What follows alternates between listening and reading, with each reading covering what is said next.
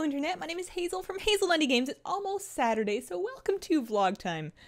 Okay, so this week, obviously, big patch drop for World of Warcraft. We had 6.0.2, it came out on Tuesday. I was pleasantly surprised by the amount of time it took for them to roll the patch out. They stated that maintenance was going to go from 1 a.m. to 11 a.m. like normal, and myself and several other people were like, But they actually had it out like right around 12:30 Pacific, something like that, so very good, much better than the 5 p.m. estimates I was hearing from some people. So that was good, and of course that brought new models, that brought Stat Squish, and the Blasted Lands Iron Horde Incursion event. New models look lovely. There are a couple of exceptions, some things that I thought were great on beta, but they're obviously the same as they were on beta, but looking at them on live, there's a couple things that aren't great. Female humans are a weird one because I have a number of them, and most of them are just beautiful. The faces, they are different. They do have pretty big eyes. They do look a little Disney, but I'm fine with that. I like the stylistic choice, and it looks great on most of them except for one of them. I have one female human hunter that's, she had the Raquel haircut, the long straight one with like the pointy bits in the front, and she had really dark skin. She had the darkest skin you could get, and she looked horrible. And I've noticed that's a bit of a trend on female humans with darker skin options. For whatever reason, it makes them look real bad. I don't know why. Also, Night Elves and Draenei ladies, look pretty good. They look pretty good, but the lips, they got like this weird perma smiley thing going on, and they're duck facing just a little bit, and I don't know how okay with that I am.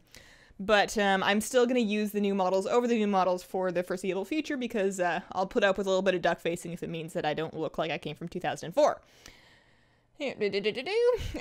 Stat Squish happened, and that was a hot mess, as I'm sure many of you are aware. I didn't expect it to go this badly. Like, it seems like they squished the character, like the player characters, and then they tuned, like, Siege of Orgrimmar for the most part was fine. And the new instance, the new Ubers, the Upper Blackrock Spire was okay. And then they just figured nobody would want to do anything else because almost everything else had problems, like, everywhere. Throne of Thunder was real bad. Leveling was horrible.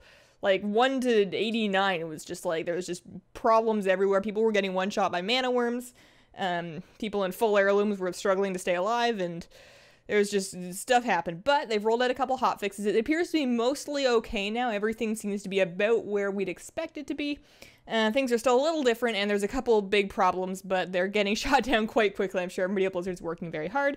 I just want them to fix Scotty the Ruthless, because I told you guys last week I was farming him for his mount. And then after patch, the first thing I went to go do was farm him for his mount. And the way the Stat Squish work, for whatever reason, it takes 6 spears to get Grouf downs, to get Scotty on the ground so you can fight him, which means that you run through the instance, you get to Scotty, you pick up the 2 spears, and then you hurl them at him, and you pick up the 3rd one, you hurl that, and then you hang out for like 5 to 10 minutes waiting for more spear-dropping mobs to spawn. And it's just not, like, there's no way I was going to be doing that 11 times a day, so I'm just leaving that alone until it's fixed. I will check back on it periodically. There's also a couple other weird things. I was doing the Argent tournament for the banners. They're now considered toys for the toy box, so I was doing it to grab all the faction banners. And there's a daily quest called Get Kraken, where you get in a hippogriff, and you go and you throw flaming spears at a big kraken, which is fine. Except that for whatever reason, they squished the kraken's health, but they didn't touch the amount of damage that your spears do. So you fling 2 spears at the kraken dies, and then you're just like on this flight path waiting for another one to come up. And you do it like 2 or 3 times before you finally manage to fling 8 spears at a kraken, because they take a little bit of time to respawn, and heaven help you if anybody else is trying to do it at the same time. So hopefully things like that get touched up. I can see why they wouldn't be a huge priority, but you put toys in the whole world. We're gonna want to get all of them. I did not expect to get this excited about the toy box. I figured, it's nice to have all the stuff available on all my characters, and I figured I would have most of them because it seems like the sort of thing that I would be collecting as I went. But apparently a lot of them I just skipped out on because they weren't battle pets, they weren't mounts, so I just didn't bother. So I now have reason to do all of the holiday events for 1 more year and actually get all of the pets. Or these toys, rather. There's going to be a Wicker Man toy for Hallow's End, which is quite soon. Other changes. I did the Blasted Lands quest. That was pretty easy as expected. I did it before they fixed it to give loot, so I didn't get any gear from it. I heard there's a 520 trinket, and I need it on my priest. So, Yeah, I did the quest on my main before the trinket got hotfixed in, so hopefully they, like, mail that to me or something. I'm sure the all-knowing postmaster who's been sending everybody grays and small amounts of gold will be able to get that for me one day. There is a bronze whelp pet that now drops off of mobs in the Blasted Lands. I believe it's the mobs related specifically to this event. Although I've heard that the pet will continue to be available after the event is over, so I'm not going to rush on farming it because, I don't know, it's another whelp farm. They're like 1 in 1,000. You're going to be there for a while. That's something I'll be excited to do, but I'm not really in the mood for it yet. I gotta wait until the pet farming mood hits me, and then I'll go do it. The toy box is great. The reagent bank, however you want to say it, it's wonderful. A lot of people didn't know this, like, going into the patch. In your bank, you can pay 100 gold to unlock your reagent bank. And you can auto-deposit every bit of crafting materials and reagents that you have. And then you can use those anywhere in the world. So you can just, like, fill your bank up with gems, say you're a jewel crafter, and then you're in a raid, and a piece of gear drops. You can cut gems from that bank, and they will appear in your inventory after you've crafted them. Like, you can just craft using stuff from that bank from anywhere. It's wonderful. And there's quite a few slots in it, and because things stack up to 200 now, like almost all things will stack up to 200, you're gonna have a real hard time filling that thing. So, A+, good work. Sometimes I notice that when I thumbs up, like when I'm looking at them, they look pretty straight. They look pretty normal, but like when I see them on camera, it looks like I don't know, something weird's going on there. The pre-made group tool works great. I'm actually really excited about that and what it means for PvP in Warlords because historically I've had a difficult time finding arena partners, and I've picked them out of trade, I picked them off of forums, I've tried websites, and you know, it's just hard to find people you click with. So this is going to be another easy way to, you know, try more people out. See how it goes, and just get quick groups for things like skirmishes, battlegrounds. I tried it for Celestials today, which was wonderful because my server doesn't really do Celestials all that often, so I just popped into a group and we killed it, and it worked great. On the first day of patch, when I wanted to level it, but leveling was just broken, I just I tried to do a bunch of stuff, and eventually I just gave up and went fishing. I decided to finish some fishing achievements. I was sort of thinking about going for Salty, because the only things I needed left were Coin Master and the one that got away, or didn't get away. Coin Master was actually pretty easy. I just sat down and did that over a day or two. It took maybe 5, maybe 4, maybe not even 4. It was pretty fast, especially if you're making use of the coin buff that you get. If you fish up a gold coin, you can toss it back into the fountain and then get 2 minutes of fishing up a higher percentage of coins. And yeah, you don't lose credit for that gold coin in your achievement. So it's actually, I think after Cataclysm, at some point in Cataclysm, they increased the drop rate of coins in general. So if you've never done that because you thought it was too hard, but you want that titanium sealed Dalaran for your toy box, just go hang out in Dalaran and go fishing. I will warn you though, if you're playing with sound for, you know, the fishing bobber, go into your options, turn off dialogue sound, just mute that thing, because Ronin sits in Dalaran, and now that everybody is going and soloing Algalon, he just yells his head off all day about, you know, whatever. So now that I've got the Coin Master, the only thing I'm missing for the Salty title is the one that didn't get away.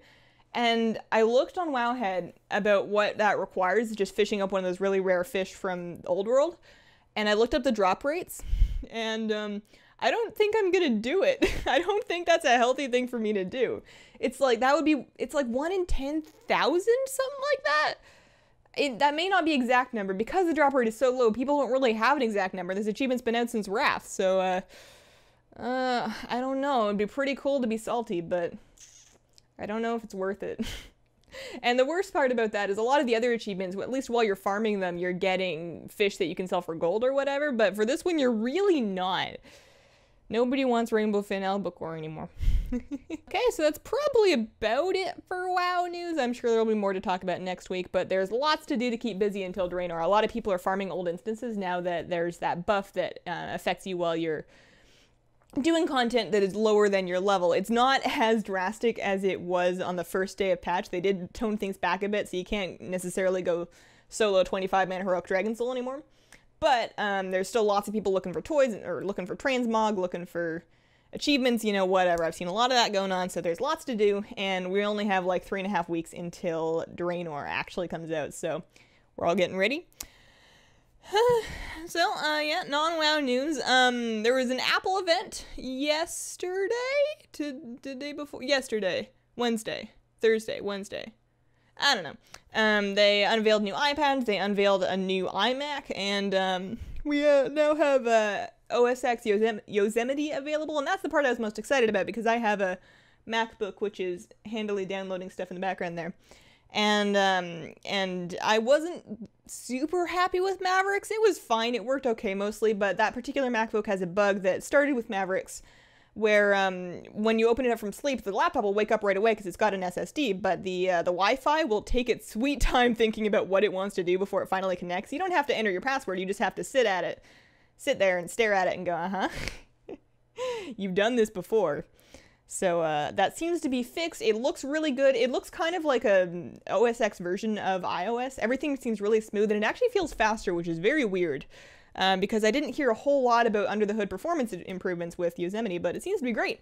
A+ can recommend to anybody running a Mac that will use that. I really like OSX. I'm a big fan of Windows 8, oddly enough, and I use that on my desktop. I'm running Windows 8, not even 8.1, just regular 8. And I've been pretty happy with that, but for just doing non-game things, I really like the Mac OS, and I wish I could switch to it. But if I want to just like go play an indie game or whatever, then it's just not going to happen. So I keep both around. And then in YouTube for a long time, like a week or 2 weeks, something like that, YouTube was not notifying me about comments. So if you asked me a question on a video and I missed it, I'm sorry. They apparently got it fixed because the other day I opened up YouTube and the little notification bell in the corner tells me I have like more than 100 different notifications. I did not read through all of them because it actually doesn't really let you do that. You read one and then you close it and then it won't. It's bad, but it seems to be working again, so I should be a little bit more on top of that. So having said that, let's take a look at some questions. BJ Bram has a couple of questions, and I've looked through your comment and kind of like simmered it down into 2 points.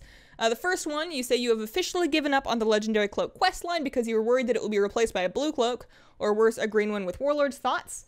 When I first read this, I was either sleepy or a little intoxicated or what, but I thought you meant that Blizzard was actually going to take your item and give you a green one, and I thought that was very silly, until I realized what you meant, which is much more reasonable, where you're worried that you're going to be replacing it with like a blue or green cloak really early once Warlords comes out. So, based on item levels of loot that you get while leveling up and early at level 100, it looks like the Legendary Cloak is still a good thing to have if you want to level really quickly, because it's going to remain useful. You're going to keep wearing it until probably 99, 100-ish, and you start gearing up at 100. Once you're 100, you're going to replace it pretty quickly, but up until that point, it will be nice to have. Personally, I haven't got one, and I'm not going to bother because it looks like a lot of work. If I'd gotten to it earlier in Pandaria, I definitely would have. It's a little bit of a shame that I'm not going to get the title, but, you know, I like getting new, and this is the same reason why I'm not going to, you know, stress out trying to get a Garrosh kill for my free heirloom weapon, is because I really like leveling through a new expansion and wearing all the new stuff that you get. Like, I want to see the new cloak models, I want to see the weapon models, I want to use them. I'm not going to be as effective as someone that has these things, but that's okay. It's just leveling. I mean, you do it, and then it's done, and then you're done, so... That, and then you say you have 12 alts on 2 servers. I feel you there. I feel your pain. With Warlords, it seems that everything we do has to be done in each alt, and doing the same thing so many times just feels crappy. Thoughts?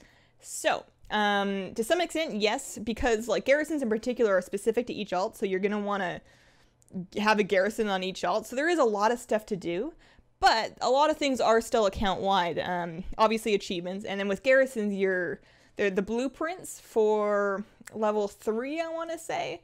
The blueprints for some higher level garrison stuff, they take some fairly hefty achievements to unlock, but once you've unlocked them, they're unlocked for all of your characters, so you do not have to do as much work every single time.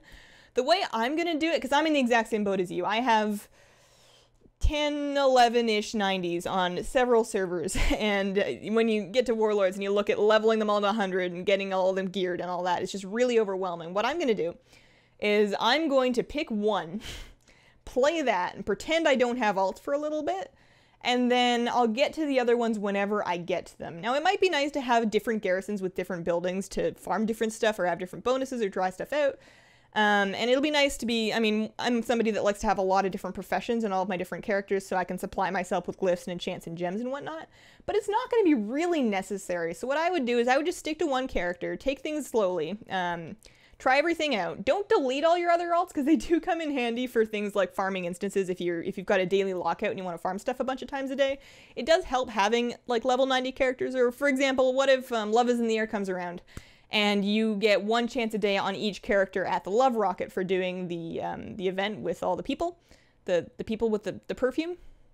Don't remember what that's called, but you get the 1 chance a day at the Love Rocket. If you have 12 max level alts, you're going to get 12 chances a day. So keep them, but don't worry about them so much.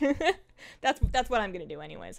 Like, once I'm at 100 with my priest and I decide, you know what, I want to try tanking, I want to try healing on a different class, I want to try playing a warlock, I'll have level 90s that I can then level and work on, but there's no rush on it, so don't worry about it too much.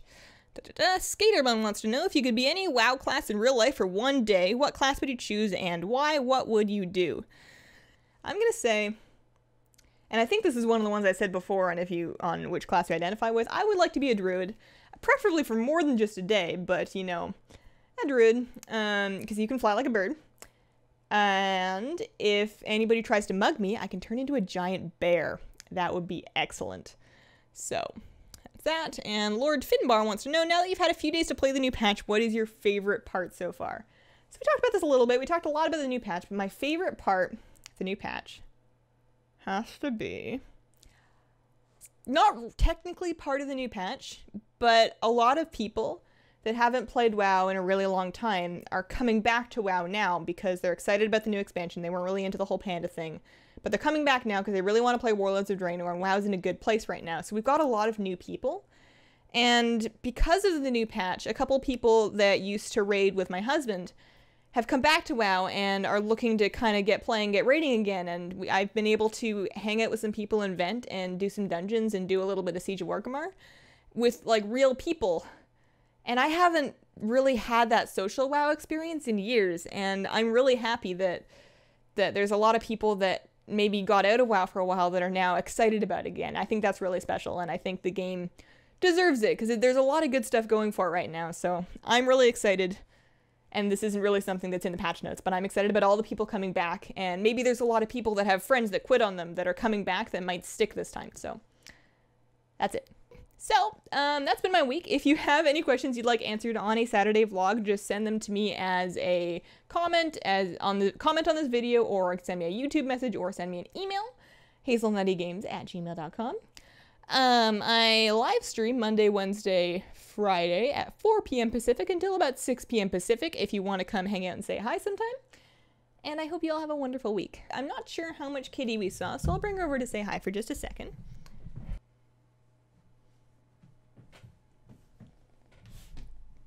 Hi. You wanna say hi? She hopes you have a wonderful week too. Bye.